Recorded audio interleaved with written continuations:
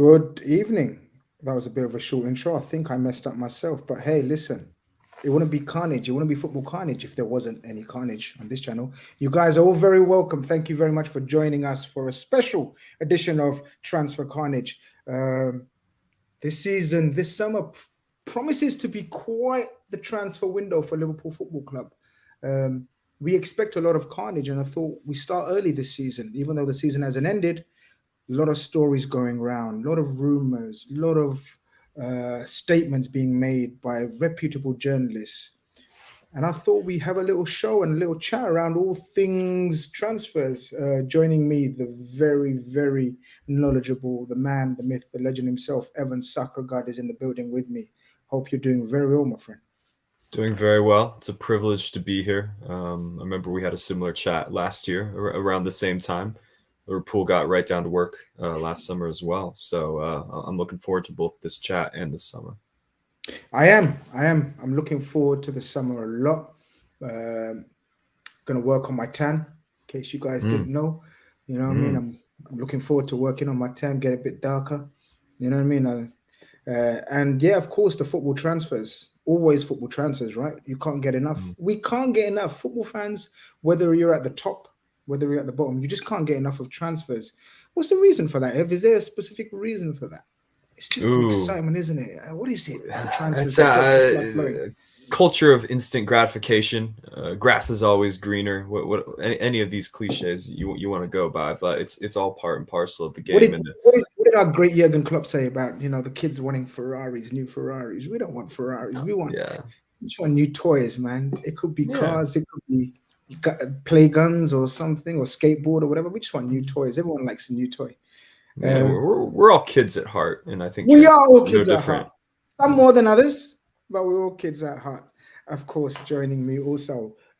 Last time we spoke, I believe it was on the verge of Darwin Nunez joining us, and he was a tremendous guest.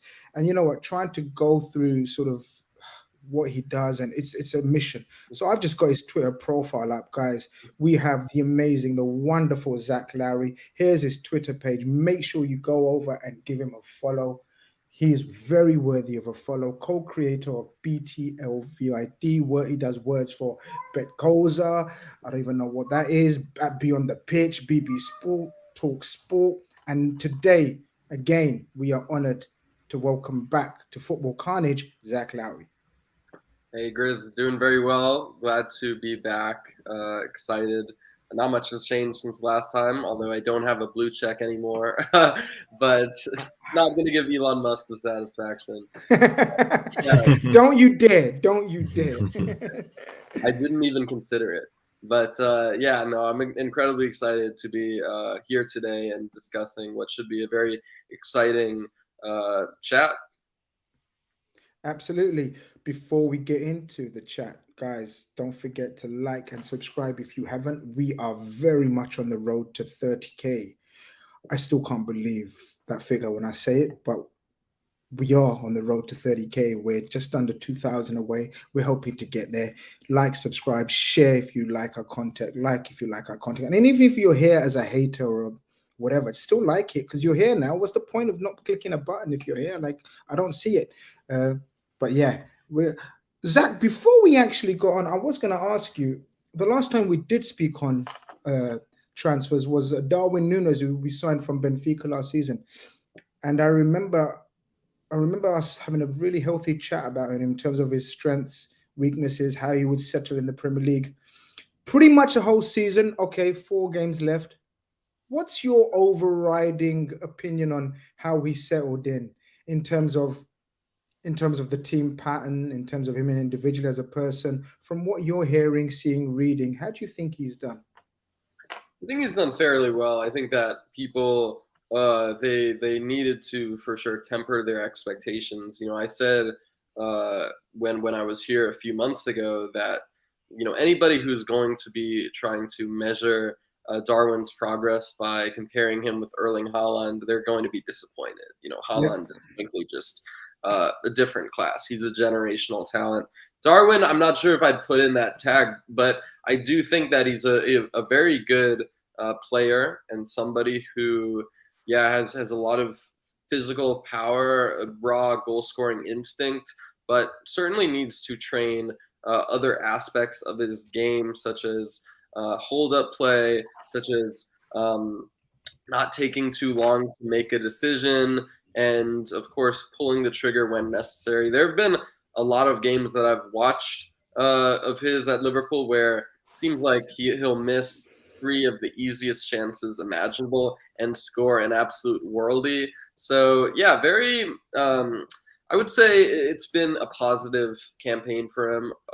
It certainly hasn't been, I would say, 10 out of 10, A plus, but as I mentioned on the show a few months ago, you're paying for potential with Darwin Nunez. He's 23, so he's far away from reaching his prime. And I think that in general, given how pretty catastrophically Liverpool started out the season, given Darwin's shaky start to the season with his red card against Crystal Palace, I think that overall it's worked out fairly well. This has clearly been a transitional year for Liverpool. They frankly, I think, are kind of lucky to be in this situation now, because there have been a lot of holes in their squad. They failed to address the midfield.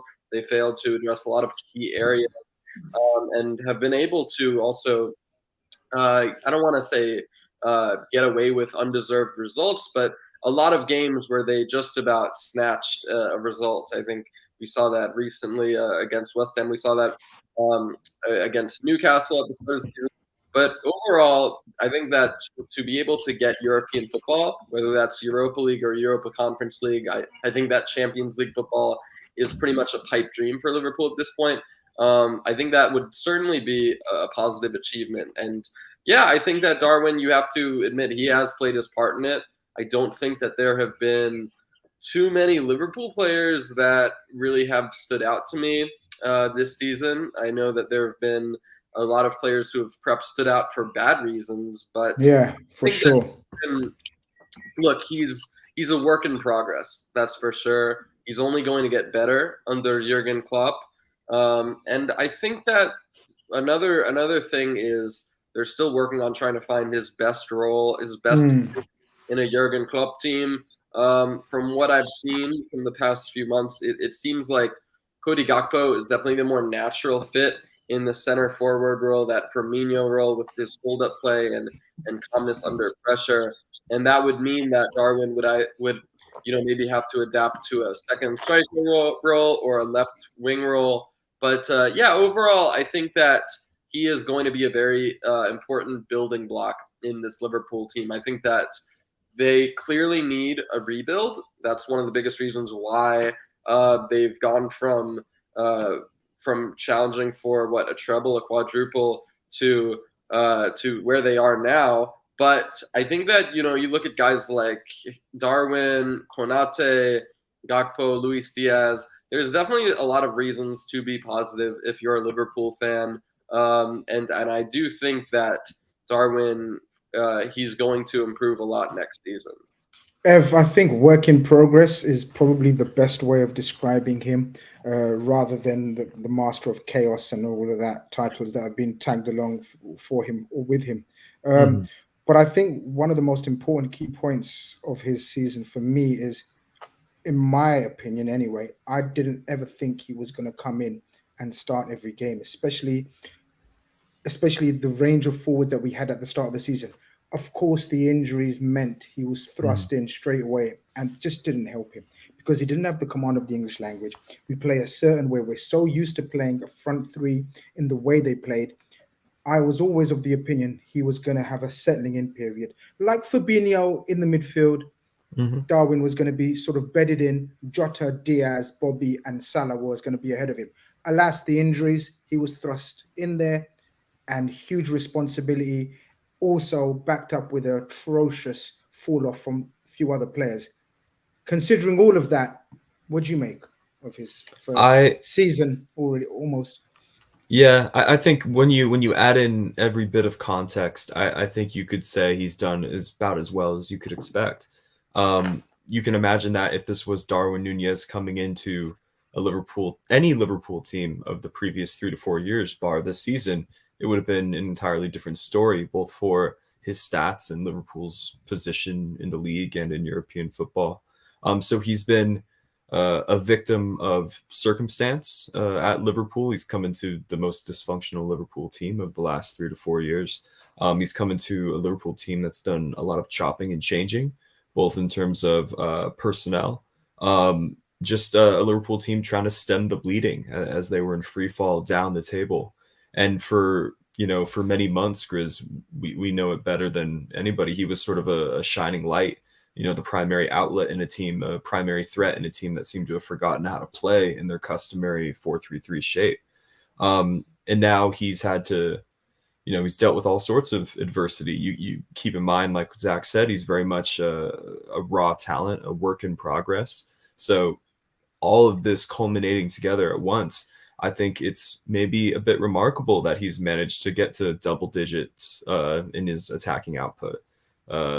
It's been a rough and tumble season for him, and I think considering the circumstances, he's adjusted and played about as well as possible. I struggled to see how he could have done better when the odds were so stacked against him. If this was the Darwin Nunez we were getting in Liverpool of 2019, Liverpool of yesteryear, then perhaps you would have a bit more of a question mark, bit more of a concern over performances. But the fact that he's been able to sort of just grind his way into this team and into a team that pales in comparison to previous iterations of Klopp's Liverpool, I think it's mildly impressive, I think is how I would say it. I think we also spoke about his will and desire and his character.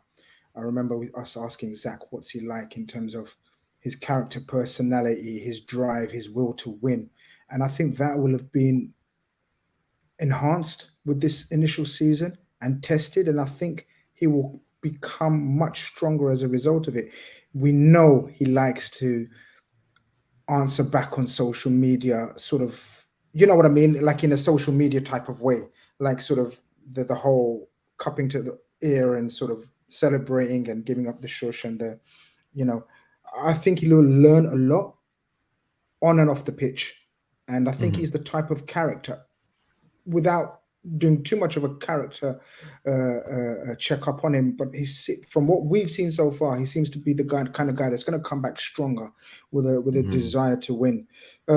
So yeah, look, as a result of that, we started hearing rumors and stories that the Portuguese league, and obviously Jurgen Klopp spoke about the Portuguese league and said it's a very interesting league, one that he's really interested in. And we know about Pep Linda's history. And obviously on the back of this week's bombshell, every week there's a new Jude bombshell. This week's Jude bombshell was reported by Marca first. Forgive me, I can't remember the exact journalist name. Felix something. Zach, will you know? Felix something of Marca? Marca, yeah. But there's a journalist. There's a journalist who's a very reliable journalist. Yes, probably. Yes, exactly him. He initially broke the story, and then obviously Fabrizio Romano also backed it up by suggesting that Jude Bellingham is pretty much, in his words, on his way to Madrid. So therefore, if there was any hopes for Liverpool and Liverpool fans alike, it's probably been extinguished now, which means the clamor for Jude's alternatives is big, is massive. Every Liverpool fan wants to know, who are we going to pursue if it's not Jude, because Jude was everyone's favorite. It seems, Zach, that we have shunned away from spending, let's say 100 million circa, right, on one player, and we're trying to spread that payment plus more, or that amount of money plus more, on 2-3 others.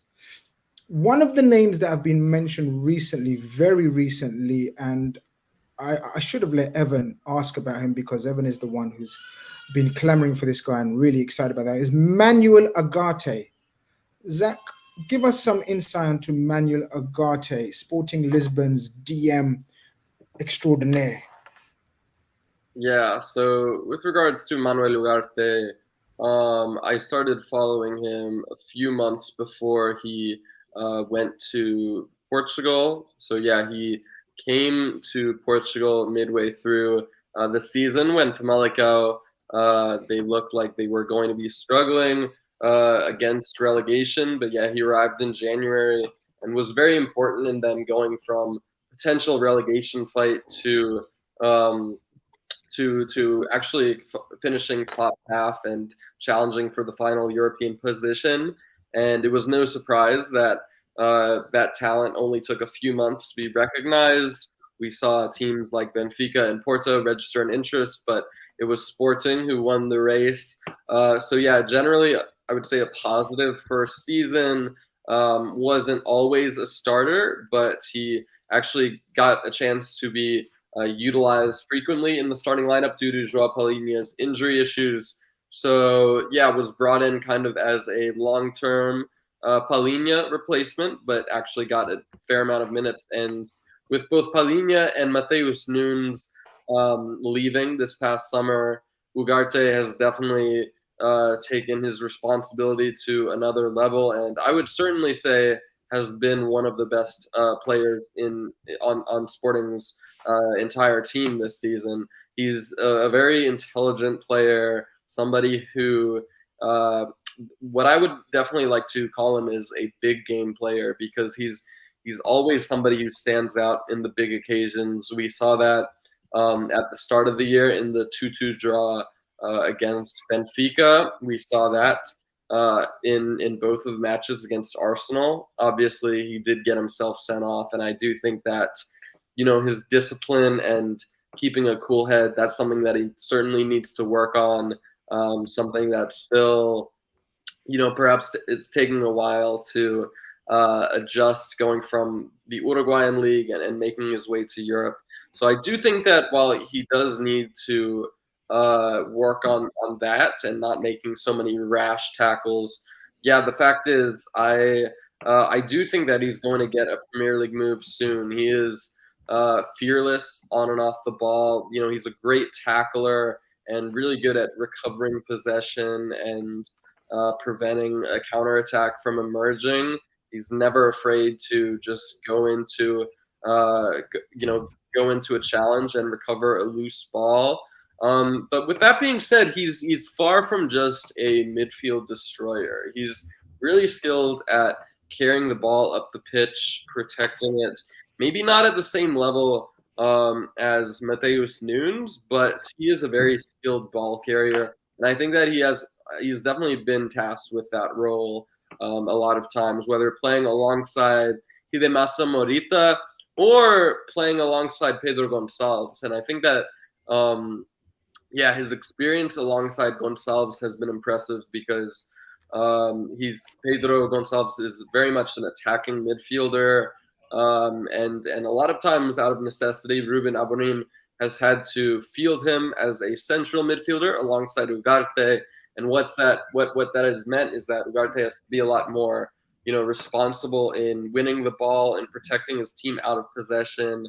So yeah, he's somebody who's definitely skilled at playing multiple systems and alongside multiple different partners. I think he's a very good talent. I was shocked that he didn't have more of a central role in the 2022 World Cup, but I have a feeling that he's going to be a for sure part of this Uruguayan team for the next decade. It's interesting you named three players there in terms of the Sporting Lisbon link. Matheus Nunes, who's also very heavily linked with Liverpool. Some very reliable journalists from the area or in the Midlands suggesting that there was or there may still be a deal in place if we choose to activate that deal. Then you mentioned obviously Paulina from Fulham, currently of Fulham, who has had a magnificent opening season in the Premier League, and obviously Ugarte. Everything that Zach has said, I know you was beaming and smiling inside because you have been on the Ugarte train for as long as I can remember as well. With you speaking on few RedFellas show that we done about 3 months ago, I think it was. Ever since then, I've been keeping more of an eye on him. It's not a player that was on my radar per se, but everything that Zach has said and what you've told us and what you're about to show us in a form of graphic indicates it's what Liverpool Football Club's midfield needs urgently, right? And yeah, and I would certainly argue that, because his numbers are just so stand out. They're so impressive. I first heard of Ugarte back when he was in South America, actually, not because I'm some sort of ever watchful scout. I just play too much Football Manager. He's been a Football Manager cheap wonder kid from South America, has been in all those videos for years. So Ugarte for me just ticks all the boxes. There's a bit of a debate going on in Liverpool spheres about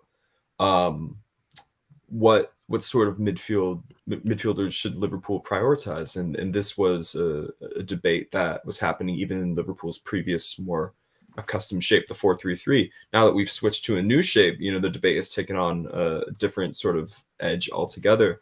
Some people seem to think we need some tough tackling, some grit, some pace and power, which obviously Ugarte brings. Other people think we need some more ball carrying, technical specialists, ball retention, players who can move the ball, just a little more effectively. I'm of the opinion Liverpool need a little bit of both. And I think to primarily see Manuel Ugarte as only a destroyer, only an out and out six, I think is a disservice to his game, because I think he brings other elements as well that Liverpool so badly need. And if you wanted to bring up the graphic real quick, Grizz, just so we could take a look at some of the numbers. Some of the things that impress me about Ugarte the most are that, yes, he's obviously in the 99th percentile for tackles and interceptions and things like that. Before you carry on, for people that don't understand what the 99th means and percentile means, a very basic, the higher, the better. Oh, yeah, absolutely. Yes, I just let the viewers and listeners sort of have an understanding if they weren't accustomed to what you mean by that. Yeah, of course. Just 99th percentile means he exists in that 1%. He in that very exclusive club of players, like he's in that 1% of most tackles, like the higher it is. So for me, it's impressive where he's sort of completing this, because we see so many out and out defensive midfielders, sixes, if you will. They're ranking very high in things like this, right next to Ugarte in these metrics, 99th percentile in tackles. As a guy like Ndidi comes to mind in the Premier League, always ranking high in these metrics, but it's where Ndidi is winning these battles. So often it's camped in his own half, outside of his own 18-yard area. You can see with Ugarte, he's a ball winner in every single phase of play. Yeah. He is disrupting the play and winning the ball back and throwing his weight around in every single phase, which is obviously so beneficial to a Jurgen Klopp team, because not only do we need him to help shield the back line, but we also need midfielders who don't feel out of water pressing alongside forwards to go get the ball back. We see this all the time, Curtis Jones, Henderson, whoever's playing in that interior 8 role is so often up next to the forward line, pressing the ball back. And even though Liverpool now have a new shape and maybe a new ethos in their build-up, counter pressing is going nowhere. And Klopp said that very explicitly last week. So that's a main reason Ugarte excites me so much. Just want to draw attention to one of the metrics towards the bottom. We have shot creating actions. That's what SCA stands for. So shot creating actions can be anything. You can create them through dribbles, through passes, through winning fouls. Any action of yours that creates a shot is a shot creating action. But defensively, just by winning the ball back through defensive actions, he's creating shots. And so that in turn backs up the tackles in the midfield third, tackles in the attacking third. This guy is very adept at winning the ball back in his own offensive third, quickly laying it off to a teammate who might be a little more offensive minded, like Gonçalves, like Zach mentioned. So the burden isn't necessarily on Manuel Ugarte to be this wonderful Pirlo-esque influence in holding midfield, because he has some more creative teammates around him. But, you know, as you can see, he has a very nice pass completion rate, and he's not just doing little 5 to 10 yard passes from side to side. He actually has a very healthy range of passing. You know, if you go and watch some of his clips, especially against Arsenal, and especially against teams in the Portuguese league, he has a very impressive range of passing, not just 5 to 10 yards. He's spraying it out to the wings. So to just call him a destroyer isn't completely correct. Isn't fair. It's a disservice to him and his game. Moving away from the numbers a little bit, if you just sort of look at it from the outside, Ugarte, you know, with the reported release clause being in and around 52 million pounds, I think 60 million euros, something like that. At that price, I think Liverpool would be foolish not to go for him at that price, because you can imagine without a release clause, we would be looking at someone going for, I mean, closer to 70, closer to 80, especially with the amount of teams that are interested, not just in the Premier League, but elsewhere as well. So to long summary short, Ugarte ticks all the boxes. He even has like a proper name. Like Ugarte is a proper name for a 6, isn't it? Am I fair in saying that? Just because he passed the vibe check, Ugarte. I don't know. I don't know. His first name might spoil it though, Manuel.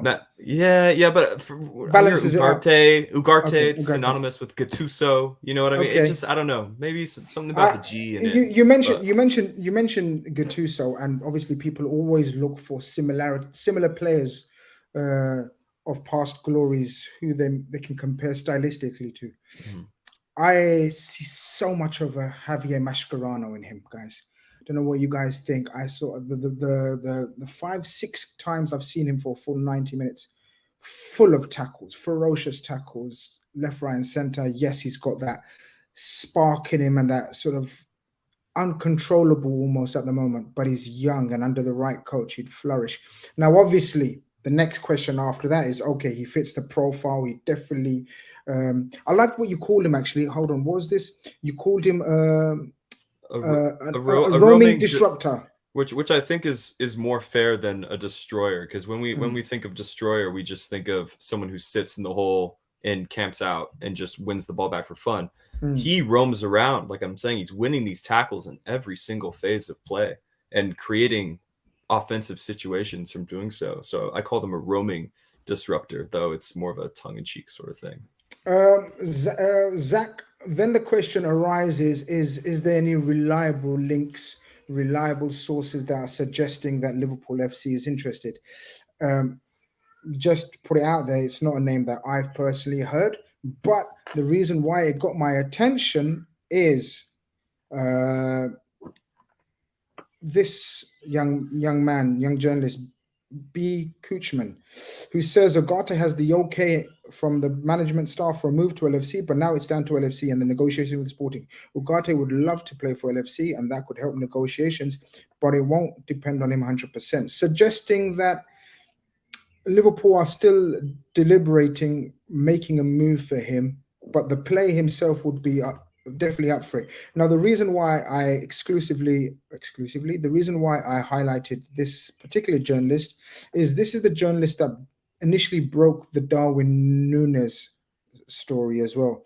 Of course, Ben suggests that Neil Jones, the reporter for Goal, a very reputable journalist here in the UK, says Liverpool are not so, he's on a list, but not a priority, not high up on the list. Zach, what's your thoughts on Ugarte and Sporting Lisbon's position on him? Sort of reading from the journalist that you trust, because not only that journalist, but all the major papers, the major publications of Portugal suggest that Liverpool are definitely in for him. Yeah, I think that Ugarte is a player that Liverpool are going to continue to be linked with over the next few weeks. But with that being said, I wouldn't put too much credence into any reports that are going on right now. Sporting, above all, they're going to try to finish the season on a strong note, and I think that they are set to finish outside the top 3 and miss out on Champions League football. And given the fact that they have sold they have been forced to sell quite a few players over the past few years. Nuno Mendes, Pedro Porro, Palhinha, Mateus Nunes. I would imagine they would have to sell at least one or two key players this summer. Especially if they don't reach the Champions League, right? Yes, I think that Braga are currently like 9 points ahead of them. So there's a 95% chance that Sporting do not get top three, which guarantees them passage to the Champions League qualifiers. So I think that missing out on European football, on Champions League football, would be a big blow for them financially, and it would probably force their hand. So I do think that Sporting are going to have a lot of interest. That's something that never really changes with them. They always have teams that are interested in their players. And I think that I would imagine that Ugarte would be the number one asset that teams are going to try to sign, because he is a very good midfielder. For me, he's one of the best in Portugal. And I think that, I think that his style of play would fit like a glove in the Premier League. So there are a few others that I would imagine will be having some interest, like Pedro Gonçalves, Marcus Edwards, Ousmane Diomande, but 100%, I think that Ugarte will probably be the most coveted asset out of all of Sporting's players. You mentioned a few other players from Sporting. First of all, very quickly, are you aware of a release clause? Because that's vital. Because Sporting Lisbon, if there isn't, then they're very tough negotiators. Like Michael says, he says Sporting will be tough to negotiate since Sporting sold two midfielders last summer, and Almiron will be very frustrated about selling more players. But if there is a release clause, then there is no issues as long as the release clause is matched. Evan mentioned the figure. I believe it is 53 million, which apparently, according to Neil Jones, Liverpool have balked at. Liverpool wouldn't like to pay that release figure. So look, let's leave that one for a little while. Let's park that one up. And a player that you mentioned, because it was confirmed that Liverpool scouts were at the last two Sporting Lisbon games. Now, obviously, Ugarte is the name mentioned from some reliable journalists, but also the centre-back, the left-sided centre-back, Inacio, I believe is how you say his name. If I've said it wrong, then feel free to correct me, Evan. But Inacio, a left-sided centre-back, again, very much in the mode of what I believe, are looking for: a left-sided centre-back, a left-footed centre-back, someone who can possibly play in this dual hybrid type of role that we're trying to ask Robertson to play. Inacio, another one that a lot of clubs will be interested in, Zach. Another one who Liverpool apparently are interested in. What do you make of Inacio, and would he fit the Premier League? Yeah, I like Inacio. I think that for me, I think that Ousmane Diomande is a better center back prospect than him. But yeah, with that being said, Inacio, he came through the academy of Sporting and really broke into the team in 2020 and 21, playing a key role on the right side of the back three as Sporting won their first league title in 19 years. And I think that he's actually more naturally skilled on the left. I think that's his more natural position. So he's played in multiple different roles. Played as the middle center back, played on the left. But I think what stands out to me with Inacio is he's definitely a player who's skilled at filtering passes and carrying the ball up. Very much a technically gifted player who, I think in many ways, similarly to a player like Alessandro Bastoni, definitely stands out for what he's capable of on the ball, but is also a very good prospect in terms of defensive skills. I do think that there are some aspects that he needs to improve on, but at this point, I do think that Inacio is well on track to be a starter for Portugal, especially if Roberto Martinez is going to go with a back three, and having him, Ruben Diaz and Antonio Silva and I think that he is definitely a lot more effective on the left. He's really skilled at bringing the ball out and just attracting players and finding a wingback or a forward with a really solid pass. So yeah, he is very much a modern center back. I think that eventually he's going to be on the radar for quite a few teams. But yeah, I think that despite the fact that he still is a bit error prone at times, he's definitely been a big part of Sporting's recent success. And I think that he has kind of shaken off his poor form at the start of the season and has really, has been very, very important for them. So I think the biggest things that he needs to work on are probably just putting on some more muscle to prepare for the Premier League, and just a few casual errors and stuff. Because I do think that there were quite a few months of poor form from him. So yeah, stuff like getting caught ball watching and not tracking the runner in behind on a cross. Stuff like that is where he needs to definitely improve. But the technical ability and the intelligence is definitely there. And I think that he's not somebody who was really talked about as a top prospect in Sporting's academy, but yeah, just to see the adaptation from playing with the B team to playing a key role in their title win, and to just taking his game on up a new level under Amorim has been very exciting to see. Guys, there's close to 350 of you in here, and nowhere enough many likes compared to the insight that Zach and Evan are providing you guys here. Like the stream, for God's sake. What are you guys doing? Stop being so lazy. Ev, left-sided centre-back, in your opinion, a must? We must sign a centre-back this summer. I believe that centre-back must be a left-sided centre-back. Of course, the Vardio links were vague, to say the least.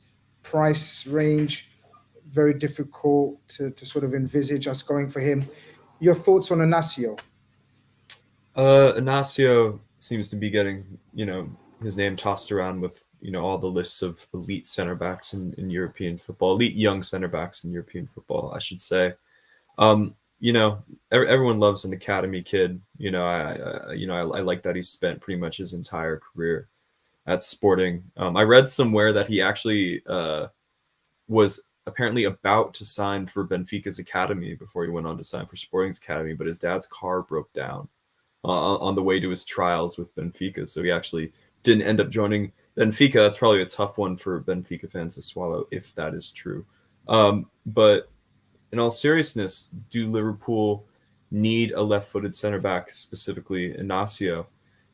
You said must. Is it a must this summer? Must personally, is for me personally. I'm in one of those moods. I'm in one of those moods where I'm going to start making demands. Do you know, like previous seasons, we just sit back and enjoy the ride with FSG, Klopp, as Liverpool. We should.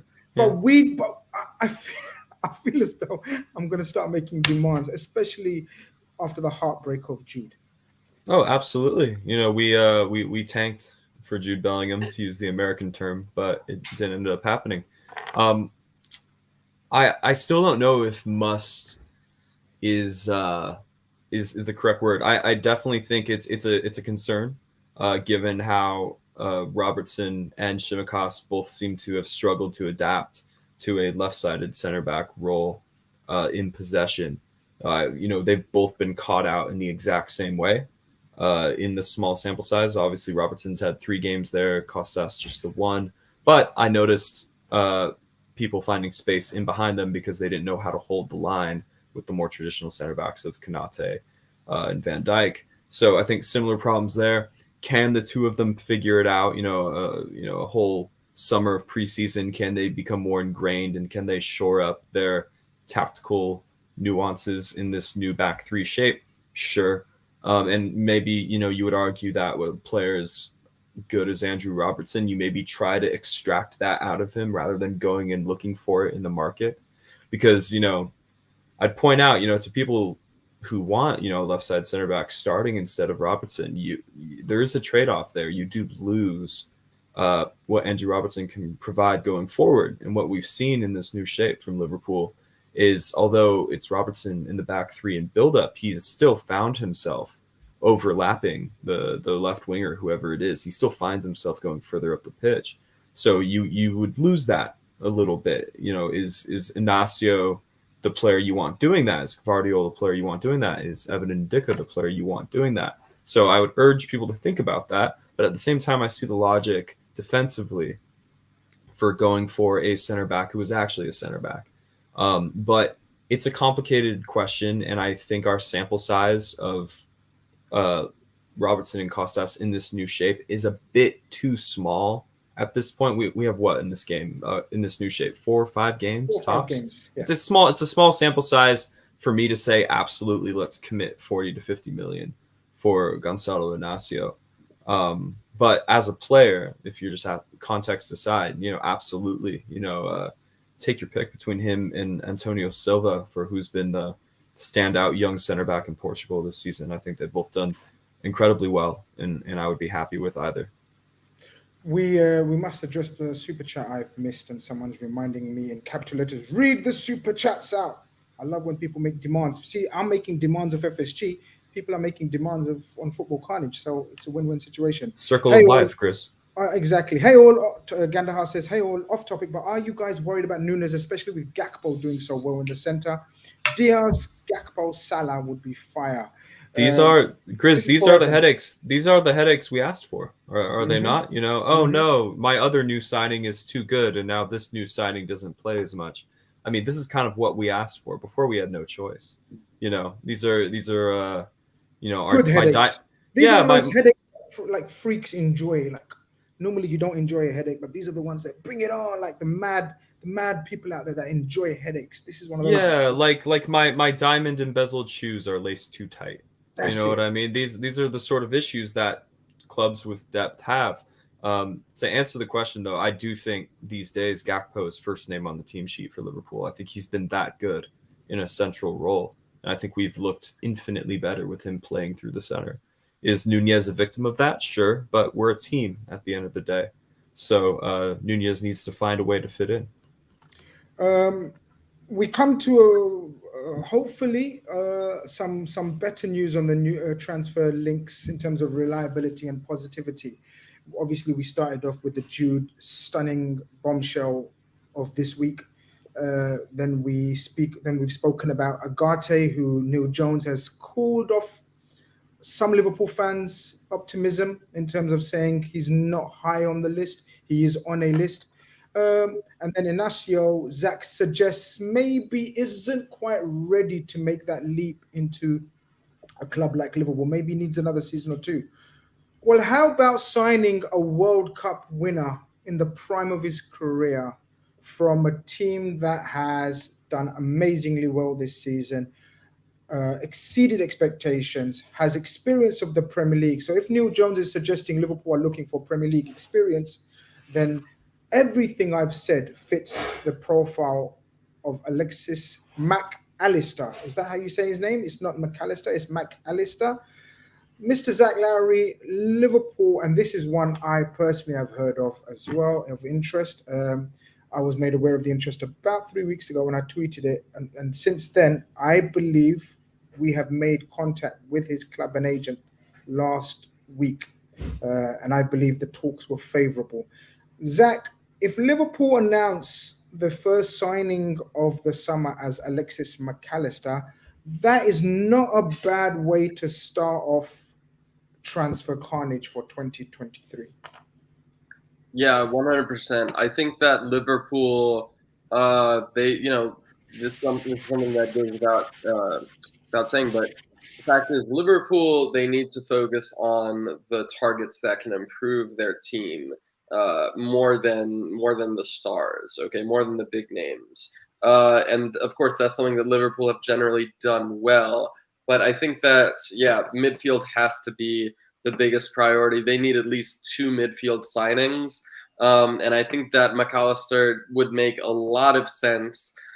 He's a player who's obviously Premier League proven, who's proven himself at the highest stage of world football. And he's somebody who has been so important in Brighton becoming a serious footballing organization and really stamping their authority this season. He's somebody who developed at Argentinos Juniors as a number 10, but has kind of shifted into more of, I would say, more of a complete box-to-box midfielder. So, yeah, I think that he's incredibly gifted with linking up with his teammates, with getting into the half spaces, and driving with the ball. That's something that Liverpool have definitely been missing. Players who are comfortable on the ball, who are not going to treat the ball like it's a grenade. But he's also somebody who's very skilled off the ball, who's going to do a great job in maintaining pressure and helping his teammates win back the possession. And I think that's something that, yeah, Liverpool have definitely been missing. You compare it with the previous Klopp teams, with the likes of Jorginho, Wijnaldum, and Jordan Henderson, just closing down players and maintaining that aggressive off the ball structure. So that's something that I think, having such a good presser as McAllister is definitely going to allow Liverpool to take a significant step, because not only is he an upgrade over most of their midfield options, I would think that he'd be starting from the first match day, but also he's somebody who's going to be incredibly important in making this Liverpool team scary again, making them that genuine counter-attacking threat that they were. Because right now, let's face it, this Liverpool team needs a lot of work. I think they're in a decent position right now given their form, but I think they need a lot of signings if they are to get back into challenging for domestic and international trophies.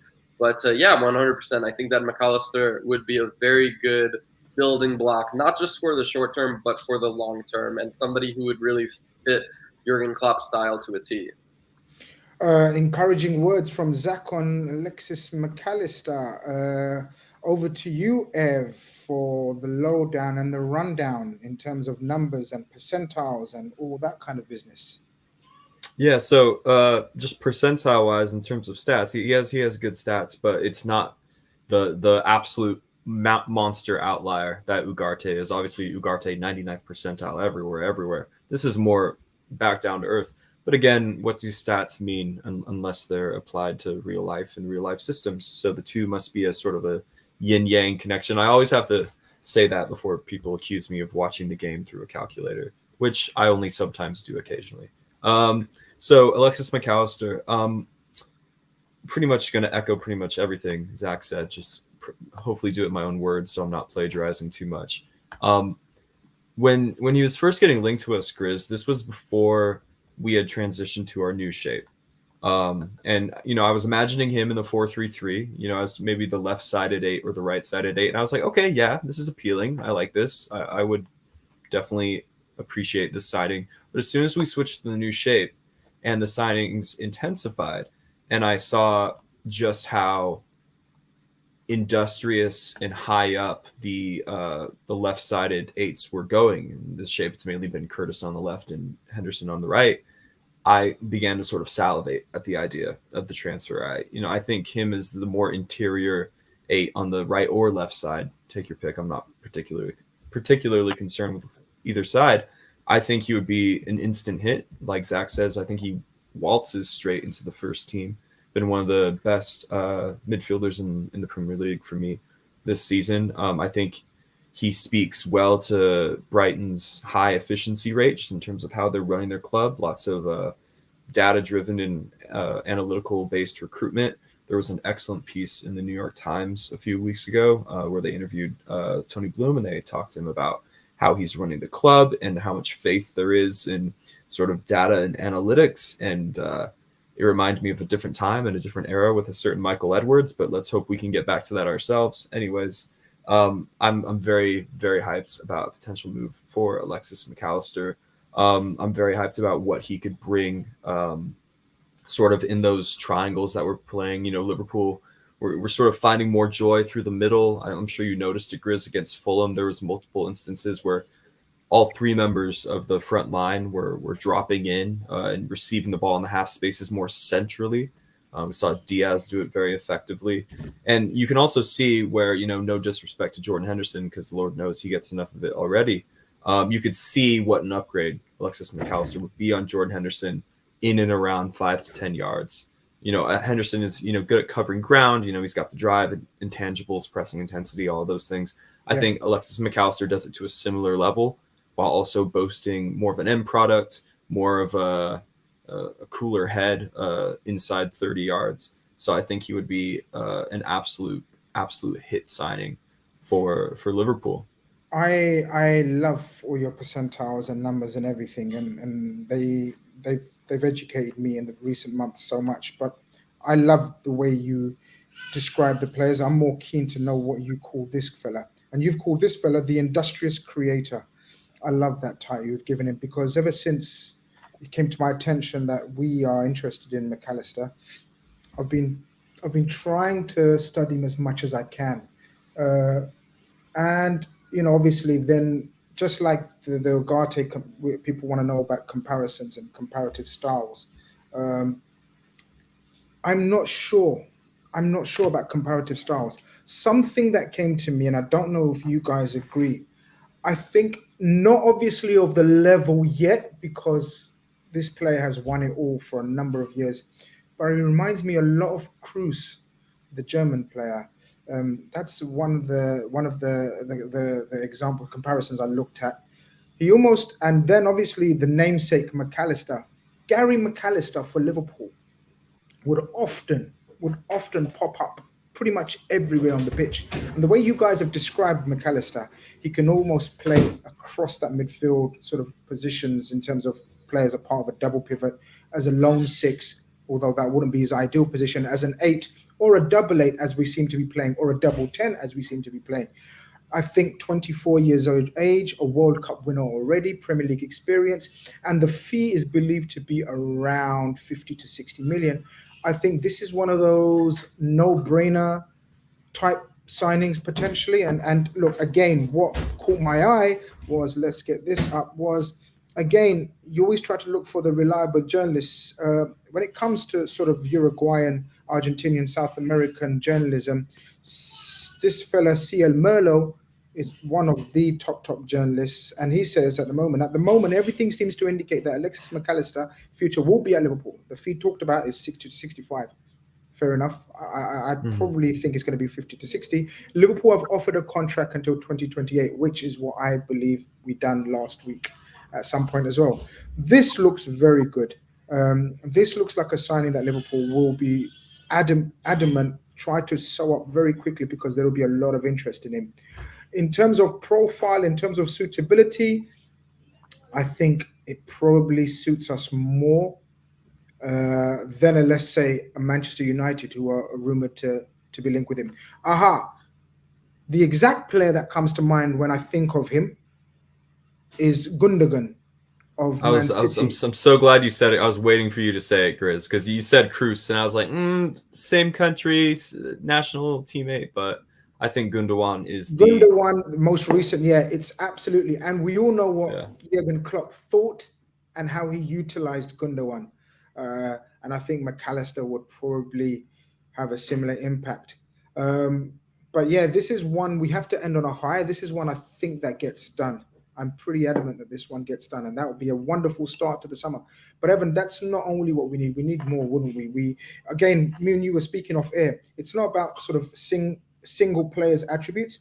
The collective of the midfield recruitments have to fit the whole needs of what we require, right? Absolutely. And I didn't want us to fall into a trap, a pitfall maybe, in this post Jude Bellingham world where we're trying to make up Jude Bellingham's profile in the aggregate Moneyball style, because I don't think it's possible. That Jude's who you would call a unicorn profile. If you can get him, get him. If you can't, don't try to recreate him, because I don't think it's possible. So to see Liverpool being linked to a variety of midfield profiles, Ugarte on one end, McAllister on the other, then of course, someone closer to McAllister like Mount has also been linked in recent months. I think it speaks to, a rich market of midfield options. I want to point that out. I'm obviously missing out on the golden goose that is Jude isn't great. That was obviously, disappointing for all of us. But if we're moving away from the unicorn profiles and we're now just looking at profiles from a more practical standpoint, I think we should feel very confident, not with ending up with just about anybody, but just being comfortable knowing that there's a lot of excellent options out there. And the amount of reports coming in so early suggests that we're not really gonna wait. You know what I mean? If the McAllister thing drags out too long, it's too late. Klopp has gone on record saying he wants all of his new signings ready for preseason. He doesn't want anybody coming in 4 days before the game week 1. So if you don't get McAllister, there's other options, and so many people are being named. You could really just throw a dartboard at a list of names and sort of feel excited about it. So I think, although it's frustrating, Grizz, that we've leveraged our future against Jude Bellingham, and we've ended up in a position where we need so much midfield talent of a certain quality in one summer, we should feel lucky in the sense that we're doing it during a window where the midfield market is rich. There's a rich vein of midfielders coming through European football right now. Absolutely. And of course, we'll leave it there because we have many names going to be linked in the coming weeks, many players, many names, and we will try to get through as many as we can as the season progresses and as the summer progresses. Just a couple of messages that I wanted to highlight. Michael talks football. Of course, Michael helps me out on the Eurostars show. Big up Michael from Finland. He says, big up Grizz, love the family cow kit, Zach. Of course, I, being the dumbass that I am, I thought it was a version of the Argentinian kit, but Zach educated me and told me that it's actually a Familia Cow kit, and there's a story behind it, right, Zach? Yeah, there is a story. So I have a pretty good relationship with Familia Cow. I went to tour their stadium in 2021, and I was actually able to meet up with the president of Familia Cow and some key people in that club, and he gave me this personalized Familia Cow jersey of Charles Pickle, the man that they signed to replace Manuel Ugarte, now at Cremonese.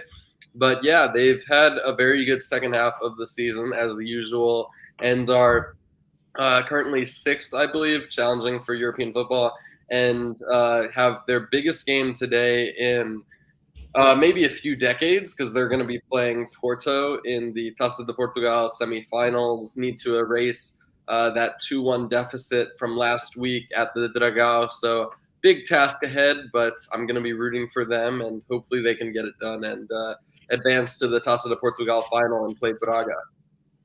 Unbelievable. And then we have the last super chat to go through. Philip H., our resident Newcastle United fan. Can we congratulate them on Champions League already? I think we can. I think it's absolutely certain that Newcastle United reached the top 4. So big up Philip and well done. He says, big up Grizz, Zach and Evan. Question for LFC. I feel 3 midfielders and a centre-back should be coming. Also, do you guys want to take Europa seriously? I'm not even going to throw that, Evan. I'll answer that myself because we're running out of time. I am absolutely. It's the only trophy Jurgen Klopp hasn't won for Liverpool. I would love to win it and complete the whole set, unless people are going to be really pedantic and throw the Conference League trophy in there. Don't do that to me. I'd rather not be in the Conference League trophy. But the Europa League, for sure, we need it. It helps when you're a big club like Liverpool. You enter every competition with the aim of winning it. And if we're going to increase the size of the squad, we must. Guys, I hope you guys have enjoyed the stream.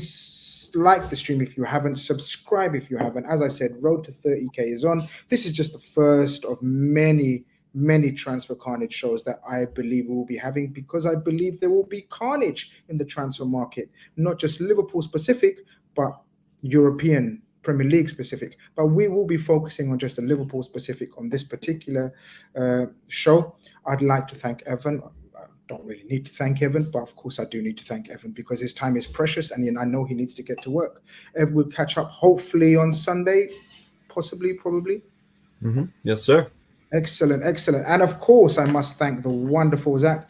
Where you can find Zach? Well, this is where you can find Zach. You can make sure you go and follow him on Twitter, and he has the links to all the brilliant and wonderful work he does. Make sure you guys check him out, and you won't be disappointed with the content and the level of knowledge and insight. Zach, of course, thank you very much for your time.